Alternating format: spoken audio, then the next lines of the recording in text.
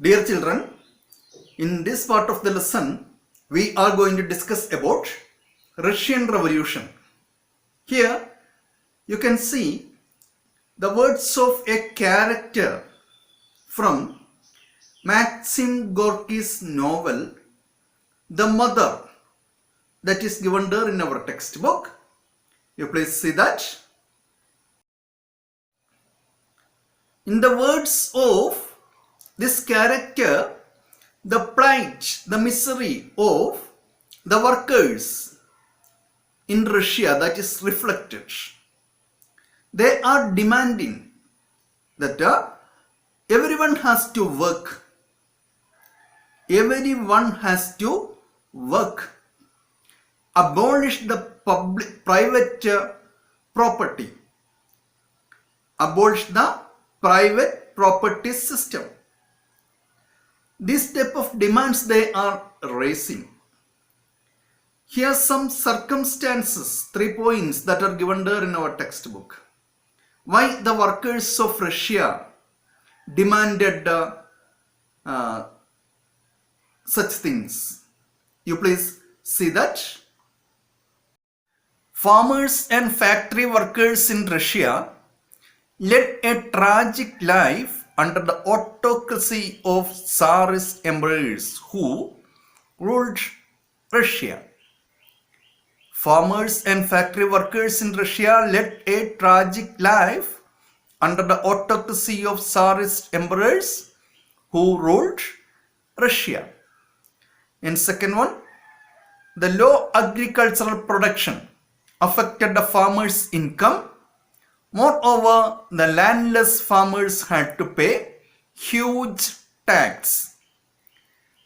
Third one, though Russia was rich in natural resources, their industrial production was meager.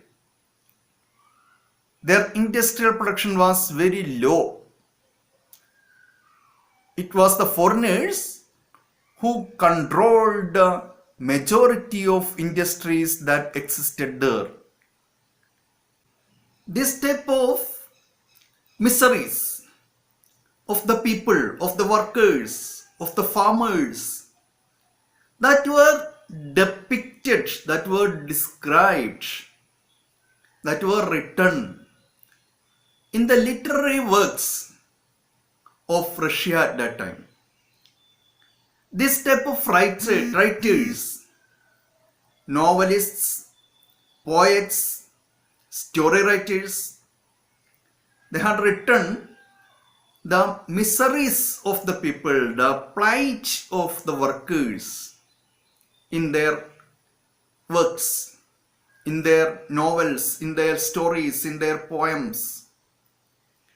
The writers like Maxim Gorky, Ivan Turgenev, Anton Chekhov, Leo Tolstoy, this type of writers of Russia depicted the plight of workers, the miseries of workers, the tragic life of the workers, their demands.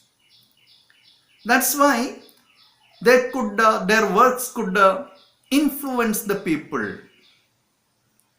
And the thinkers like Karl Marx and Friedrich Engels, they also influenced the people. They told that the people or the common people or the workers want to get supremacy in the society instead of capitalists. They called for the supremacy of workers instead of capitalists. As a result of the influence of these thinkers and writers, the people began to rise against the exploitation of autocratic rule of the king and the exploitation of the capitalists. They organized several trade organizations. Trade organizations were formed by the influence of the thinker Karl Marx and Friedrich Engels, Marxist ideologies. The ideology of Karl Marx, that is called as Marxist ideology. By the influence of Marxist ideology, several trade unions were formed in Russia. And later a political party it was formed. The name of the political party that is given there in our textbook. Social Democratic Workers' Party. Social Democratic Workers' Party. That's the name. Later, this political party, Social Democratic Workers' Party, it split into two. It became two parties as Mensheviks and Bolsheviks. Menshevik means majority. A majority group were called as Bolsheviks. Mensheviks were known as the minority group. Minority groups were known as Mensheviks and majority group was known as Bolsheviks. Lenin and Trotsky were the leaders of Bolsheviks and Alexander Kerensky was the leader of Mensheviks. Lenin and Trotsky were the leaders of Bolsheviks and Alexander Kerensky was the leader of Mensheviks. Their pictures are given there in our textbook. The pictures of writers and thinkers. You please see that. When Russia was defeated in a war with Japan, an Asian country, in a war with Japan, when Russia faced a failure, the crisis in Russia that reached its maximum. It was in 1905. In 1905, Russia was defeated by Japan. It was for the first time in history a European power that was defeated by an Asian power. Russia was defeated by Japan. Then the crisis that broke out in Russia. The people, the workers, they united together and they conducted a march in Petrograd on January 9th in 1905 by demanding political rights. By demanding political rights and economic reforms, they conducted a march in Petrograd. But these workers were brutally killed, brutally massacred by the soldiers by firing at them. By firing at the workers, they were killed. And this incident that took place in 1905, that happened in 1905 on January 9th was known as Bloody Sunday. Bloody Sunday. And against this incident, a lot of protests that took place in various parts of Russia that fired the protest of workers. Bloody Sunday. Several unions were formed called Soviets. A small group of workers called Soviets were formed in Russia to conduct protests against the autocracy of the king, and protests that broke out in various parts of Russia. As a result of these protests, the king, the emperor of Russia, was forced to form a parliament for Russia. It was called as Duma. Duma was the parliament of Russia. It was formed by the emperor because of the protest from the people. It was the decision that every important decisions that is affecting the nation, affecting the Russia, should be taken according to the permission of Duma, the parliament. It was the decision of the parliament. But when the First World War that broke out in 1914, the Emperor of Russia, Tsar Nicholas II, decided to join in First World War. When First World War that broke out in 1914, the Emperor of Russia, Tsar Nicholas II, decided to participate in First World War without considering the opinion of Duma. Then against this, protests were there from the workers and protests were there from the parliament. By neglecting all these, king participated in the World War. Then as a result of which, the economic crisis in Russia that again became very worsened. The people became in misery. Poverty, famine became very common. And against this, in 1917, the people of Russia, the workers of Russia, marched towards Petrograd and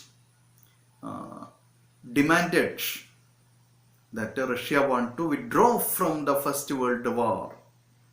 And